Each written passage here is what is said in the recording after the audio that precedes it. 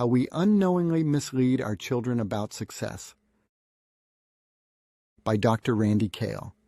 It's safe to say that we rarely set out to mislead our children. In fact, most of us work tirelessly to help them thrive, to give them every opportunity, and to see them happy. But parenting today is no easy task. The pressures are immense. College admissions are cutthroat, social media magnifies comparison, and cultural messages push us all toward achievement as the ultimate goal. Thus, it is understandable that many parents lean heavily on academics, athletics, and financial success as signs of progress. We want our children to stand out, to feel secure, and to have choices. Yet, despite our best intentions, this unspoken strategy ingrained in our culture will often inadvertently convey a message that a person's value is measured by accomplishments, status, looks, and appearances rather than by who they truly are. Success without satisfaction is the problem. When children absorb the idea that achievement equals worth, they learn a life process to chase the next benchmark, to demonstrate their worth or value. A higher GPA, a bigger trophy, more likes on social media, and then it's a new car, a better job, a larger home, and so on. In the short term, this appears promising, as the drive can motivate and encourage children or teens to be diligent and hardworking. But over time, it sets them up for a cycle of striving without fulfillment. Happiness gets postponed until the next thing is reached or attained. Research on money shows the same trap. Beyond a certain relatively modest point, more money does not create greater happiness. It reduces stress and offers freedom, but once basic security is met, the endless pursuit of more becomes like an addiction, constantly narrowing life's joy to a moving target. Why? Because again, success and accomplishment have been tied to self-worth. This pattern holds true not just for money, but also for grades, social media likes, trophies, and then on to promotions, houses, and community status. The more we chase, the less satisfied we often feel. The illusion we create. Most parents don't intend to say, your value depends on your achievements.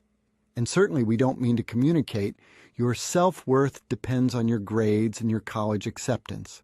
But our actions speak louder than words. When we consistently prioritize test scores over friendships, comment on wins versus effort on the field, or discuss career paths before passions, the message is clear. When we glow with pride at success and fall quiet when things go poorly, children learn that approval is tied to performance. And when we forget to emphasize character, kindness, and contribution, we leave them believing the scoreboard is what matters most. This doesn't mean we shouldn't celebrate success. It matters, and it can be motivating. But when that becomes the primary lens, children grow up with a distorted picture of what will bring lasting fulfillment. Resume virtues versus eulogy virtues. Author Morgan Housel offers a helpful distinction between resume virtues and eulogy virtues. Resume virtues are the accomplishments we list on a job application, such as grades, trophies, titles, and income. Eulogy virtues are the qualities people remember when we are gone. Kindness, integrity, generosity, character. These eulogy traits are essential not because others remember us for those traits, but because life is more rewarding, more meaningful, and filled with more joy when we prioritize those aspects in our lives. It is natural and easy to encourage resume virtues because they are measurable and visible, and almost everywhere we turn, these accomplishments are promoted and published. We can point to them, compare them, and post about them. However, suppose this is the dominant emphasis for ourselves or our family. In that case, we will find ourselves chasing the next moment, the next thing, the next event, the next accomplishment, and eventually the next promotion. By pure example and leadership, our children can learn that these resume virtues are all that really matter. They come to believe their worth depends on constant external proof that others can see and applaud, which can collapse with a bad grade, a failed tryout, or a career setback.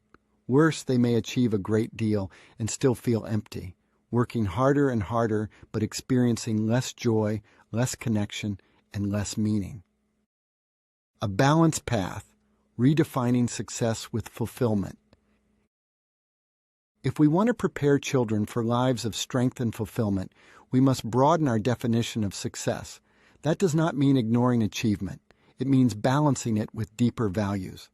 Parents can begin this shift in simple ways. Celebrate effort and growth.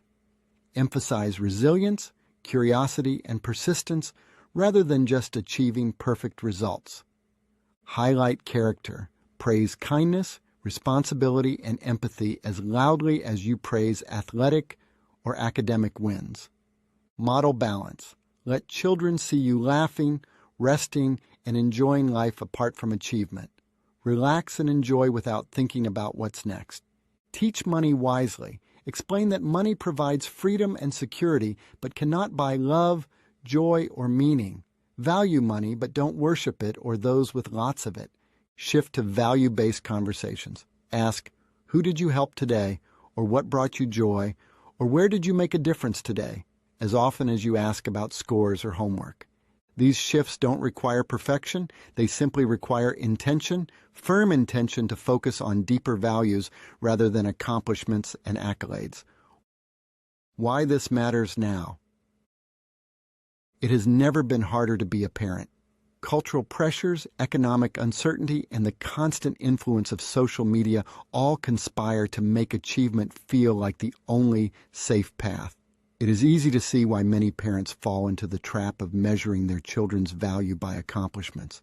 However, the cost of this is becoming increasingly apparent. Young adults who feel fragile, anxious, and unprepared for real life. Employers notice it. Families feel it. And most importantly, our children are struggling with it. A hopeful future. Here's the good news. It doesn't have to stay this way. By shifting the messages we send at home, we can raise children who pursue excellence while also knowing how to find joy in simply doing their best. We can cultivate resilience by teaching an interest in effort over outcomes, grades, and trophies. We can teach the value of meaningful action in relationships, community service, family responsibility, and career paths. At terrificparenting.com, you will find hundreds of articles as well as downloadable solutions that offer details on navigating the rewarding path of teaching success and good effort with satisfaction and enjoyment. These recordings and parenting products are all available now at no cost to parents at terrificparenting.com. I hope you will take the opportunity to download these and share them with others.